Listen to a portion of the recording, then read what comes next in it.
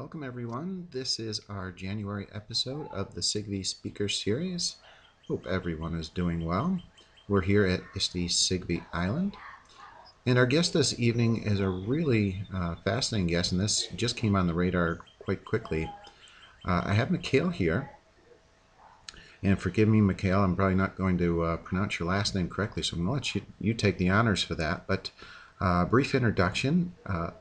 Mikhail is a PhD research fellow at the Faculty of Social Sciences and Technology Management, NTNU, and studying as a PhD candidate at the Faculty of Information Technology, Mathematics, and Electrical Engineering. He's defended his thesis under the title Collaborative Work on 3D Educational Content in 2012. Mikhail is working as a postdoctoral research fellow also at NTNU, and his work is involving designing environments for educational activities in 3D collaborative virtual environments, conducting such activities and conducting research into the use of 3D collaborative virtual environments for learning. He's going to share with us vAcademia, which is a remarkable platform where educators can record teaching lessons for replay at a future time, such as a virtualcast. Mikhail, welcome, and it just sounds really amazing what you're putting together here. So I'm really fascinated with what you're doing. So I'm really going to just turn it over to you to tell us about this really awesome project, and welcome. Thank you. Yes, thank you. Thank you for the very nice introduction. And I'm glad to be here, and it's a great honor for me to be invited for your professional community, and I hope I will present this virtual world for you, and I'll try to be as clear and as short as possible. And what I want you to do is to ask questions while I'm speaking, because I'm going to do a short introduction about the basic ideas behind this project, and then I will turn out my presentation in the way you would like to. And maybe you have some special interest. I will be focusing on what you're interested in.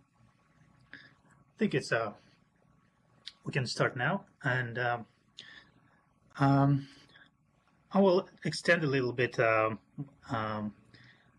introduction of myself. So because it's a bit confusing, because as the vAcademia is a Russian project, and I am now in Norway. So I used to work with the people who are developing vAcademia, and then I moved to Norway to do my PhD.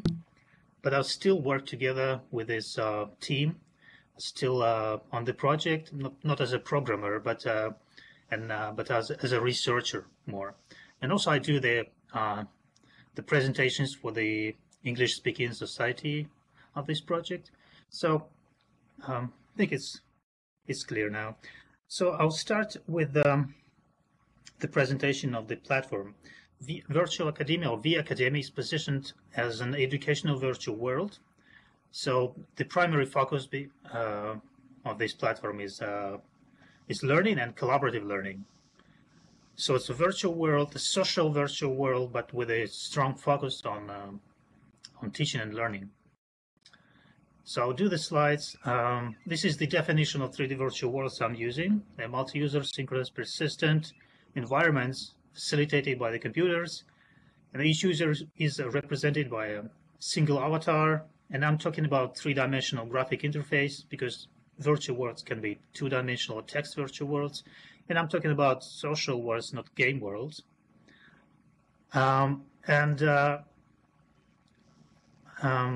vAcademia virtual worlds kind of challenges some of the qualities of some of the characteristics of the virtual worlds. As it is known, they are synchronous, but in vAcademia you can make the virtual world be asynchronous.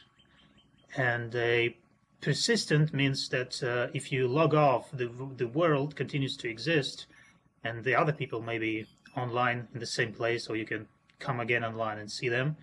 And then vAcademia is again a different thing, that you can come back and see yourself being asynchronous while you are yourself synchronous, and in such a way you are represented not by a single avatar, but 2 or 3 or many avatars, and every one of them is you. One is synchronous, the other are asynchronous. So just a little intriguing part now before I start with the philosophy behind. So I don't think that you need more clarification about using 3D virtual worlds as learning environments, because I think in your society it's not necessary. I'll just start with a challenge, with the idea behind the this virtual world. So the first idea was that to make a virtual world for education with a clear and primary specific purpose. And then the second one was to merge synchronous and asynchronous activities in a virtual world, because in most cases, the best you can do in a virtual world is a synchronous activity. It could be a class, it could be a simulation, it could be some sort of training, role-playing, but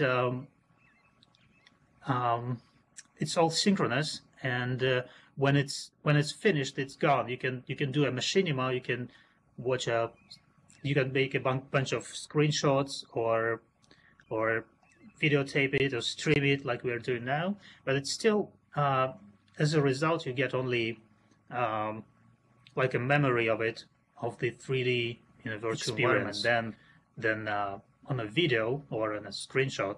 So that was a challenge, to try to find out how to use the virtual worlds asynchronously. So here you see a little table. There are different types of learning, synchronous and asynchronous. And in traditional learning, it's face-to-face classes is the best example, and you can videotape them and get a video recording of a class, and you can watch it later to remember it better or recall something that you forget. And then if you do like a 2-dimensional e-learning activity, it could be, for example, a video conference, and you can again record it and watch it again on your own individually, and get most of the information but not the experience. And even more serious the problem becomes in 3D learning, when you get context, you get a sense of immersion, sense of place while you're doing activities in a virtual world. But then what can you do with that? How to get an asynchronous content of that? That was our challenge. And this is just an example that you get only videos out of live activities, and on the bottom is a virtual classroom in a virtual world, and as a result you can get a video on a YouTube that featuring this this class. So just waiting for the next slide. Just again some examples. Transferring live activity into a content, into asynchronous activity. So the proposal was to replace the face-to-face classes in the physical world with classes in a 3D virtual world, but at the same time recording them in a way to get asynchronous content, which still has this sense of immersion that can immerse into the recording. Not just to watch it individually, but you can immerse into it, not individually, but with other people, and have it like a live experience. So, and in such a way, in this table, you could have a vAcademia as a solution for this challenge. So it works both synchronously and asynchronously as a 3D learning platform. And I'll try to explain to you how it works. So imagine just a virtual environment, 3D space with avatars, with the whiteboards, with the content on them, or they could have costumes, they could have a specific environment for a specific activity, a role play, or whatever. And you are just starting the class, and there is a little button that looks like this to record it. Now you press the button and conduct a regular activity in the virtual world. You speak, you teach, you move your avatar, you interact with the objects, and then when you finish, you press stop. And this is what you need to do to get a piece of content, which is a 3D recording of this class, of this activity. And it's stored as a single file. It's very handy to work with it. You can have it on the website, on your profile, like in YouTube, because when you conduct 2, 3, 10 classes, you got 10 recordings, and you can have them as a course. So instead of a course of video lectures, for example, you could have a course of 3D immersive, collaborative scenes or plays, or I don't even know the correct word for that, but we call it a wordcast.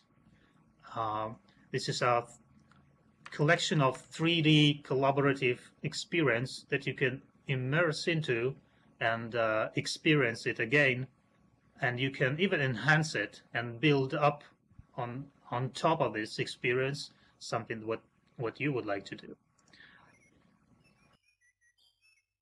So this is the basic idea behind the 3D recording, and I should say that there is some previous work on that. There were certain more kind of research projects in the past that had this function in a certain way implemented, but it didn't go. They didn't go too far. They didn't find the way how to utilize it and how to use it. And the very recent example is a Wonderland. Before it became even a project Wonderland, they had this feature that's called an event recorder or something like this. That works similar. But in virtual academia, we have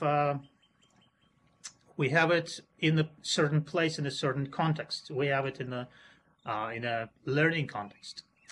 And right now, I would like to stop for a second and maybe check out if we have some questions. I may clarify how 3D recording works. Do we have such questions? Or anything that's concerning what I've just said in the very beginning?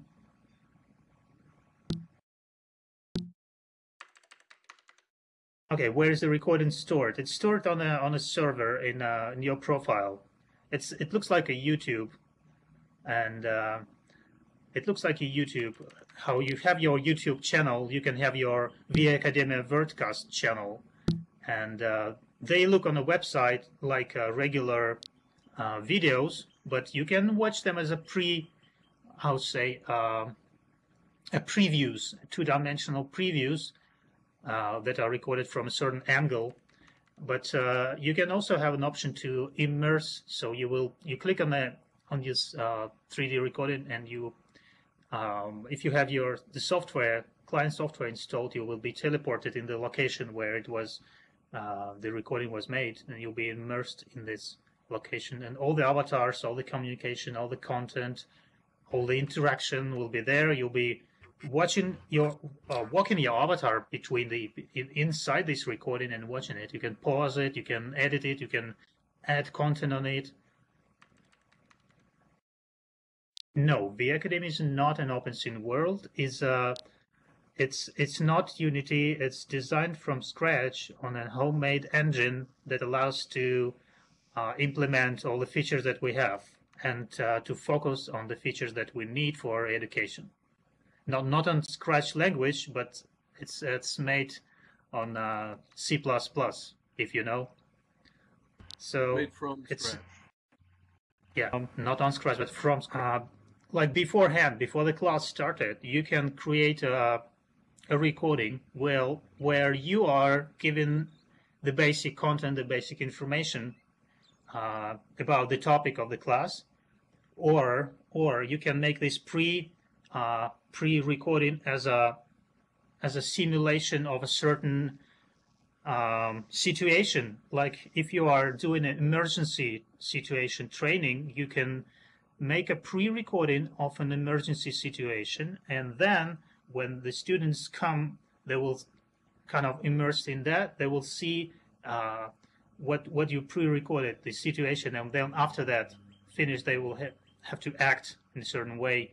Or if it's a lecture type, you can do a lecture beforehand, and then your avatar will be sitting there during the class and giving a talk. You will just chill out, and then afterwards, when the students ask questions, you can pause the lecture, and the students will be able to ask, and you'll be able to answer, for example. It's combining synchronous and asynchronous. It's all about that, and we need to do much more research than we've done on that because it's just new, and we're just starting. Okay, I think I need to go further because I have some slides on the other stuff. I have two more sections in my speech, and one of them is teaching tools. And we'll go quickly and then ask which one is more interesting. I'll give some details on the tools that you are interested in. So we have teaching tools that are very familiar for you if you are teaching, if you ever taught any classes, and we have them implemented and ready to be used. So we have an interactive whiteboard and all sorts of stuff on it. We have content storages, and we have control and feedback tools. Just more detail, what you can do on the interactive whiteboard. You can share an application window. There are many sharing applications like TeamViewer. You can share your an area on your screen, and we do that in the virtual world. You just right-click on the whiteboard in vAcademia, and you'll get a menu with those with these actions. You can share an application window, share screen area, share your web camera image. You can draw on top of that. For example, you are streaming a picture and an area from your screen, from your desktop, and you can draw figures on type text on top of that on the upper layer, or you can draw some figures, so you can insert text from clipboard, and you can drag and drop slide presentations like in PowerPoint, or you can drag and drop a PDF document on a board from your computer, from your desktop, and you don't need to upload them first, or you don't need to do all the stuff. You just drag and drop, and you can print screen, like very much like in Second Life. You do print screen, and you can also do the opposite. You can copy an image in Photoshop, for example, and paste it on a whiteboard in the virtual world vAcademia. And yeah, this is what you can do on a whiteboard. You can also focus your camera on the whiteboard if you want it like to be full screen. But most of those features are implemented in the other virtual worlds that are made for teamwork or group work or this kind of stuff. And we have the next group of tools, which is content storages. We have a standard object gallery, we call it, and that has a not very big, not very large set of ready-to-use objects. It's like mostly the classroom outfit, like chairs, benches, different design whiteboards, and so on. And we have a resource collection where you can upload your own content. It could be slideshow presentations in PowerPoint, documents and PDF, images in PNG and JPEG. You can also create tests, and they're stored in XML. And you can also store your test results in a Microsoft Excel format, which is SIGVE. And also you can upload 3D models in Collada format and 3D Max 3ds format. And there are certain limitations, but you can design your own environment easily. There is not much control so far over what kind of content you are uploading, but you can do that. And what is also interesting, we have feedback and class control features. So class control is something that you can do in the real world. And for example, if you have a stranger or griefer come into a class, you can expel him or mute all the class. You can allow people to change the slides or disallow to change the slides. You can allow people to talk or disallow, and so on. As if you are a teacher, if you are the one who started the recording. Then we have notes as a feedback tool. You have little pins that you can attach to any object in the world and even to any part of that object. So you can attach a pin to any place in the whiteboard, and you can attach some text to it, some sound, or a photograph. We have a back channel tool. This is basically a text chart that is displayed on a whiteboard.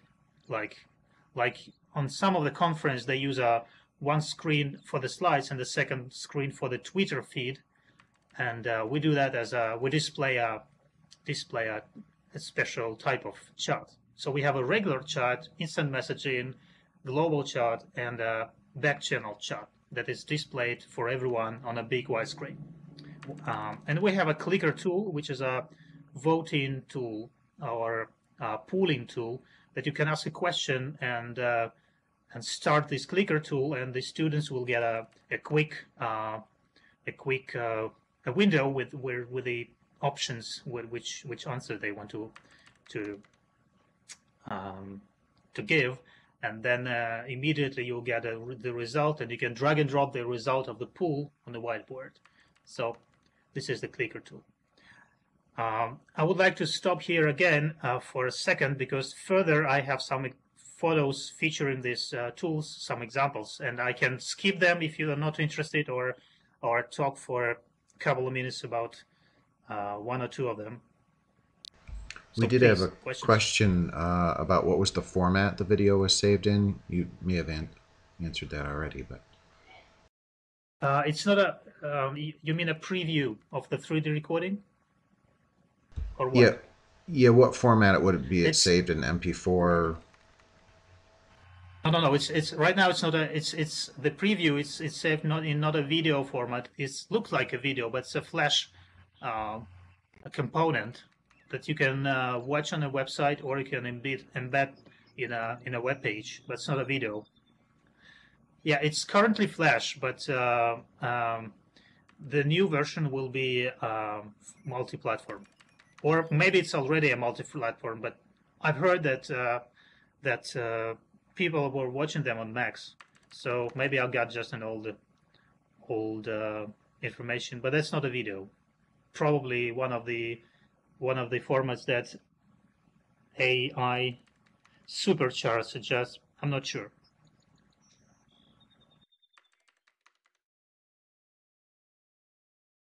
So I will just quickly click on the slides that I have that are giving some examples of the tools, but I'm not going to talk to them. And if I have 5 more minutes, I have one more topic for this talk.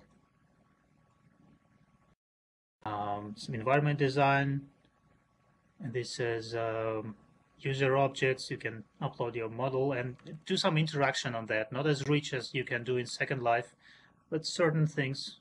Some events on Click or on Collide, on some other stuff.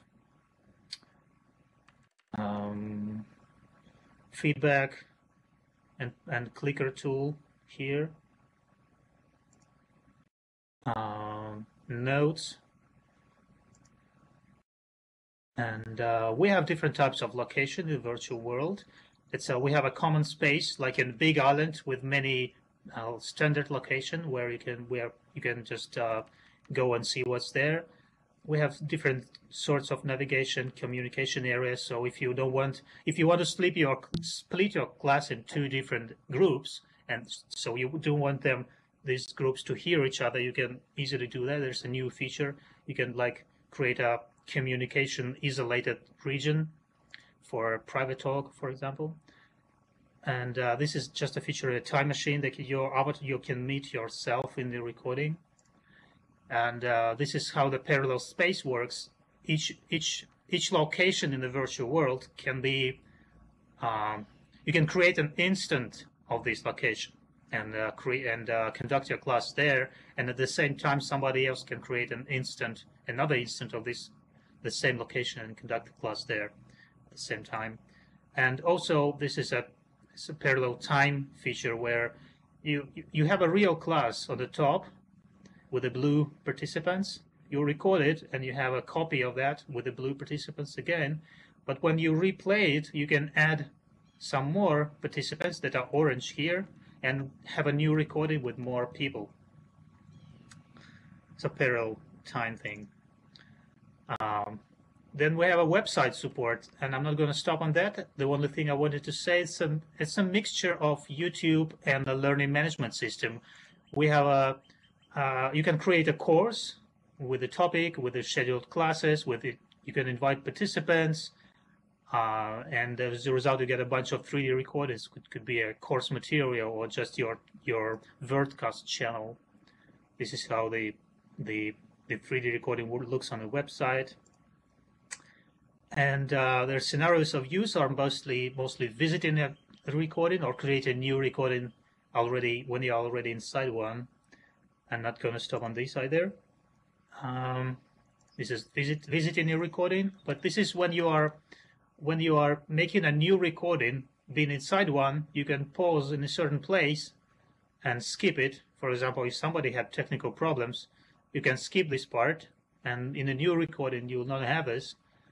And you can skip some maybe uninteresting parts, or I don't know, any accidents that occur. You can skip everything and create a condensed recording of that. Or you can add new stuff. For example, you can replace one piece to another one. You can add something, some clarification, some additional information to the recording. And the resulted recording, if somebody else is going to watch it later, they will not notice it was glued from different parts. It will be just smooth recording. And you can extend with your comments in form of text, sound, and graphical notes. And it's already, I've been talking for half an hour, but I have a little evaluation where I compared vAcademia and Second Life with my students at the Norwegian University of Science and Technology. And I would like to spend five more minutes to present some very preliminary results. Is that okay?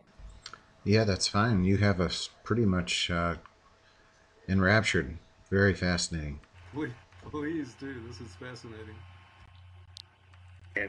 So there was a screenshot on the previous slide of one of the activities in vAcademia, but what we have basically was cooperation technology course. The students were learning different cooperation technology, how to program them, their philosophy behind them, all sorts of cooperation technologies. And 3D virtual worlds was just one example of what they studied. And we have 35 master students, and they've been working in projects, in groups from 3 to 5. And we have used both Second Life and vAcademia, and we have a lecture in Second Life and a virtual tour in Second Life. And we had another lecture in vAcademia and a seminar in vAcademia. So 2 activities, for example, for about 1 hour each. So in total, the students spent 4 hours in 2 different virtual worlds. And this is the results of the questionnaire. One of the questions in the questionnaire was to name the major advantages and disadvantages of Second Life and vAcademia as cooperation and cooperative learning environments. It's on this diagram they see too much, and they mentioned all sorts of stuff, and The subject, there were computer science students, and the subject was cooperation technology, the course, cooperation technology course. And the question that I'm presenting you, the results, was to name the major advantages and limitations of Second Life and vAcademia for cooperating and for learning. It's not only social media. It's because they've been studying also how to say tools for all sorts. Social media is also one of the examples they study. So I removed all the categories that are less than three and less, and this is the results that remained. So Second Life advantages are avatar customization, ability to build and script, easy access and cross-platform, good graphics, informal communication and social. That's something that's related to mirroring the reality, and one of the biggest is also widely used in a large community. And there is no physics. Do you mean physics as an advantage of Second Life? Or maybe we didn't use anything related to physics, but yeah, it wasn't mentioned.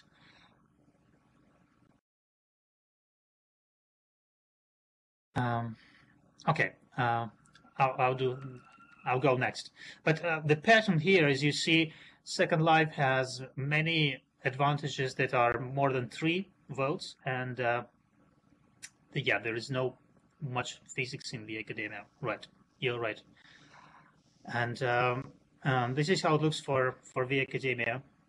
If you see, there is 3 major very high peaks, and the rest are very small. And those are 3D recording feature,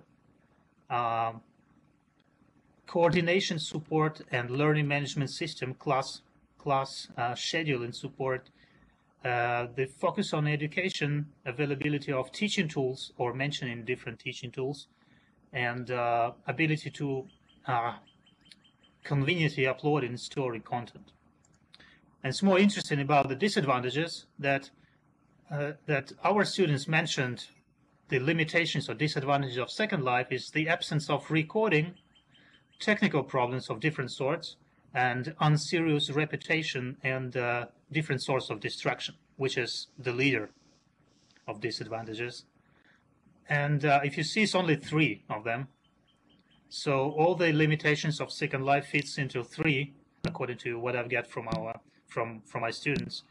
And the limitations of vAcademia are many, but they are smaller. So limited avatar customization, poor graphics, poor access, meaning that Mac users couldn't access it, a small community, and the same number of tech problems. So here are just the patterns that vAcademia has very few strong advantages and many moderate limitations, and Second Life has many moderate advantages and few strong limitations. And this is basically what I wanted to present you.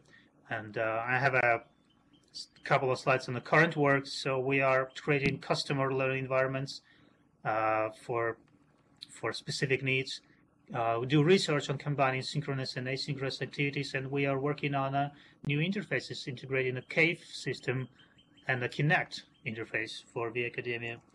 And for the future work, we plan versions for different operating systems, a light version for mobile devices where you can watch previews, for example, a browser-based client, and also we are looking for partners in research, investors, and customers. Now we can either talk here, I can answer questions, or we can have a tour to vAcademia. So thank you for listening. I know it was short and I've tried to speak fast. Mikhail, we have a few questions I think that that are in the chat here that if you could just revisit something about Fraps. Have you used Fraps for recording? I don't know what is Fraps.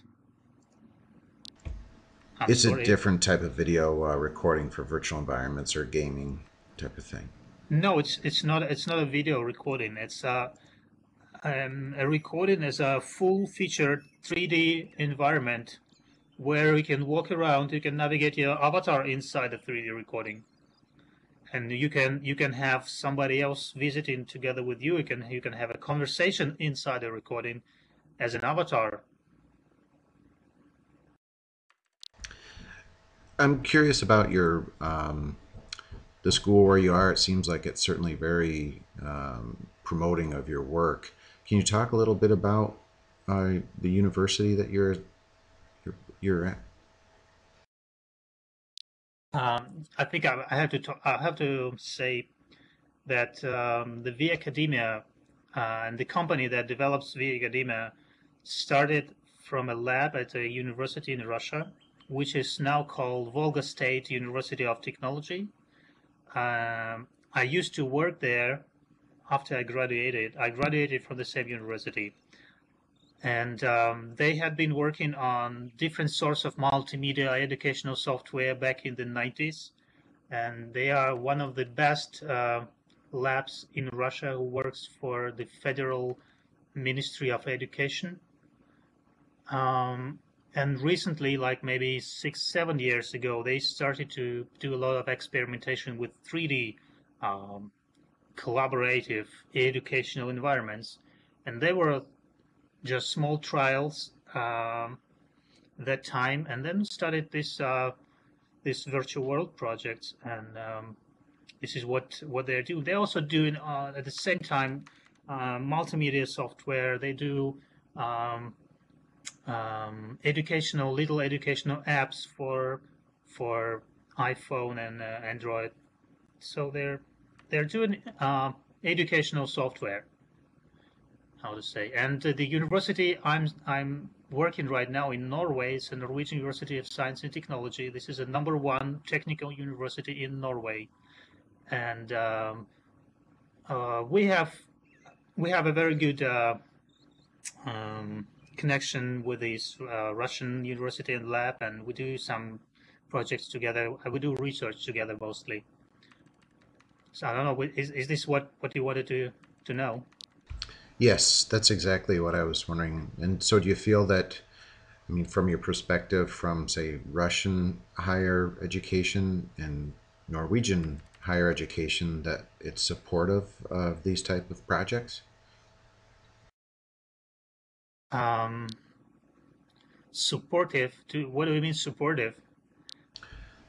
I guess enthusiastic, supportive as far as dedicating,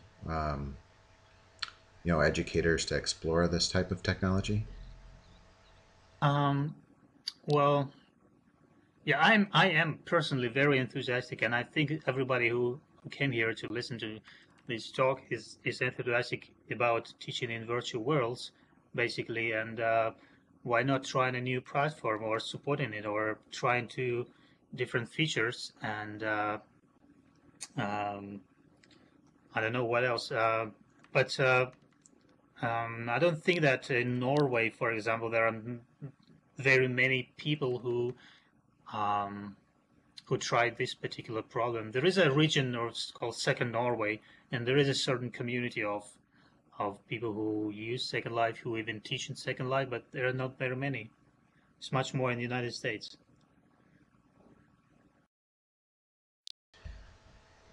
Thanks, Mikhail. I guess that's And really yeah, that's what I was looking for, sorry. is just to see a comparison between the countries and what your perception was.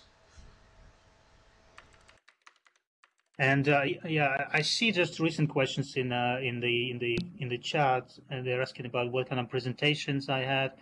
So I've taught a few classes for this cooperation technology course, and I've done a few guided tours and tutorials, mostly this sort of stuff. And I know that there are some some enthusiastic teachers who are coming and trying features or trying to invite few students.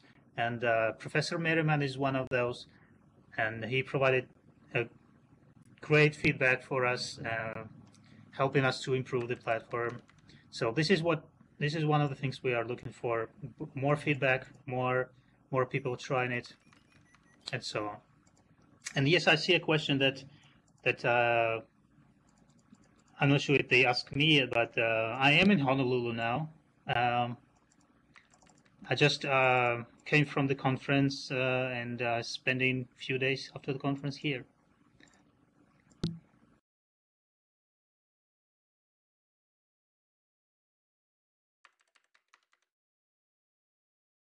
Oh, there are basically too many questions.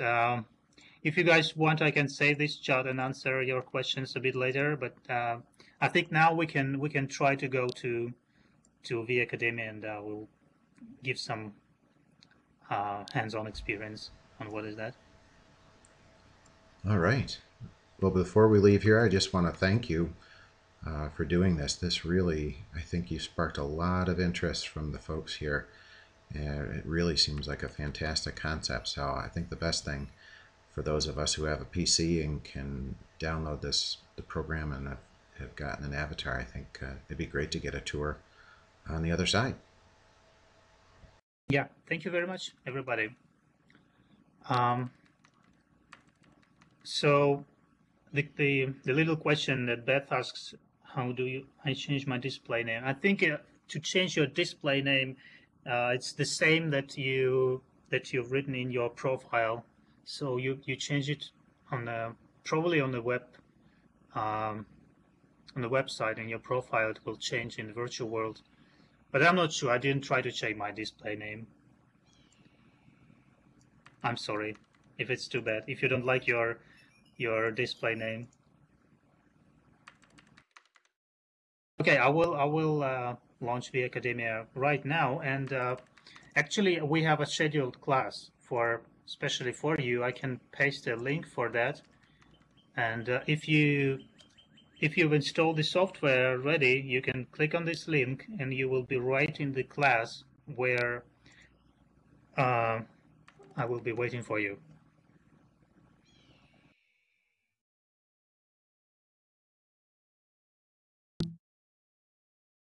It's not even necessary to take pictures of the trip, because we'll make a 3D recording of the trip and we'll publish it, and you will be able to watch a 2-dimensional preview of that. At least. Okay. For those Yeah, I'll of you share the link. I will. I hope it will work on the Mac. Okay, I'm starting the Academia now. I'm sorry. All right. We will see you on the other side, folks. Thanks for coming, everybody.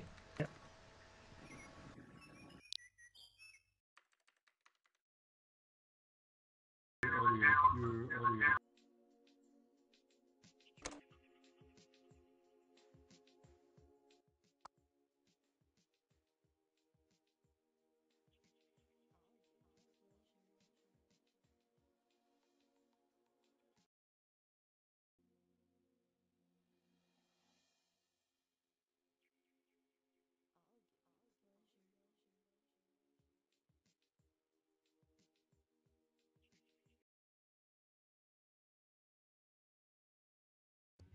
I just heard some music.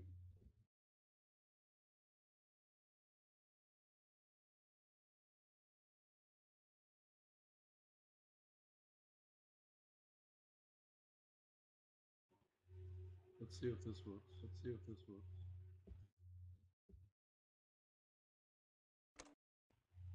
Hi, Beth.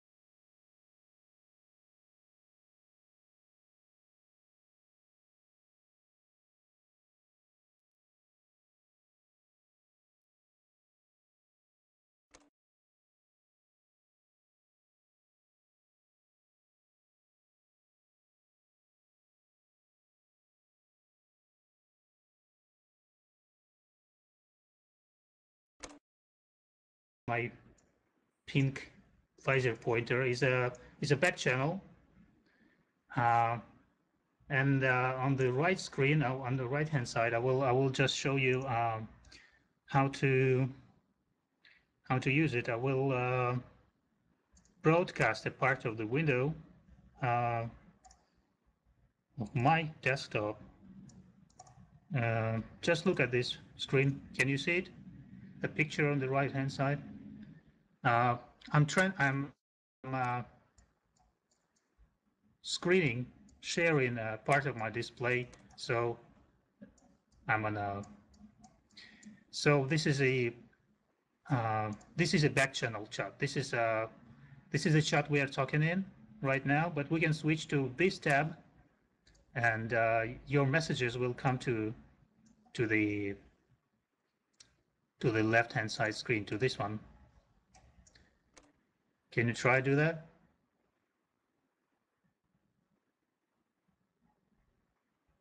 Control the lever differently. I can tell you, you can hold your right mouse button and rotate the view, the camera around you, around the place you click, or around your avatar. Just hold the right mouse button, and it will be better for navigating. And if you right click on any whiteboard, actually there will be the laser pointer, which many of you discovered already. And in the second row, there are different features that you can do with the whiteboard. And the third row, there are different options where to focus your camera. So you can try to focus on one of the screens, and on all of the screens, or on the people in the auditorium.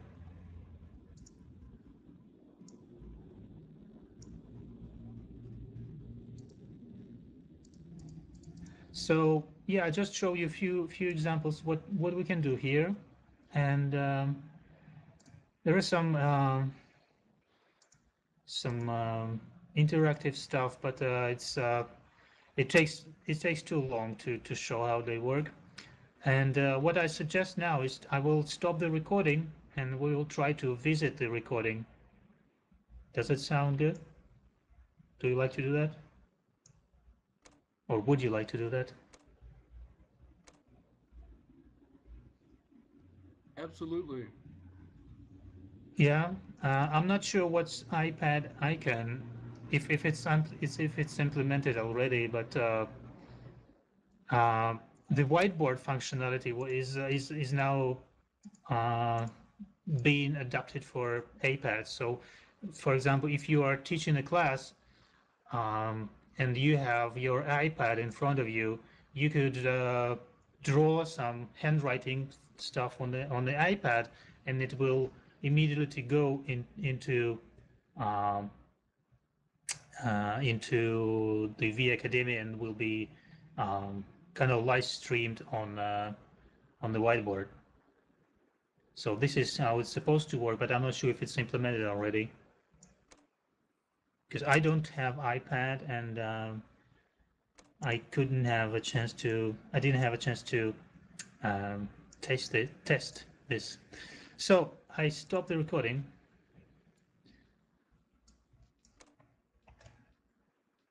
And I share it now.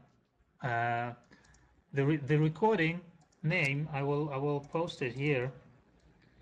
You should see it over here. It's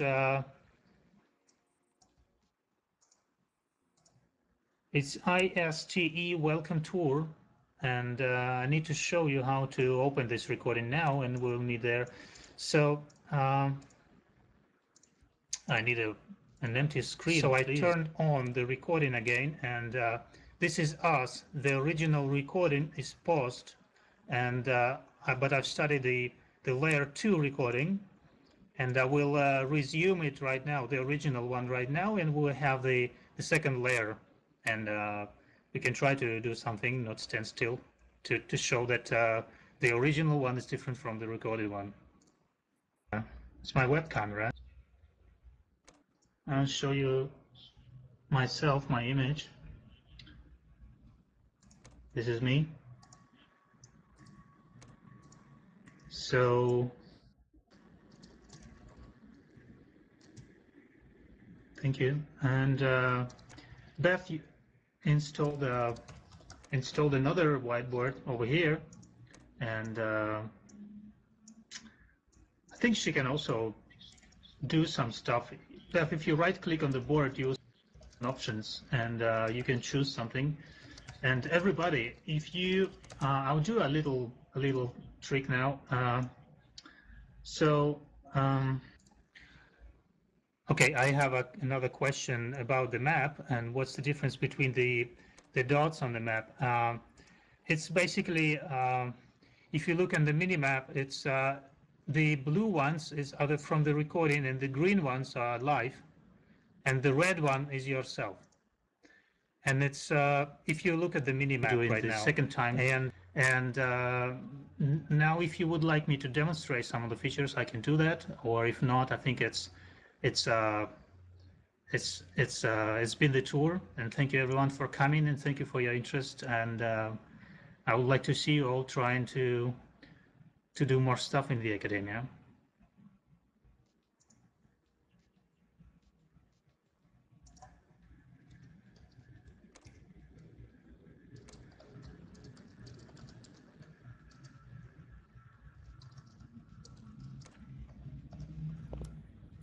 Great job, Mikhail. Excellent. Thank you so much. Thank you. You rock totally.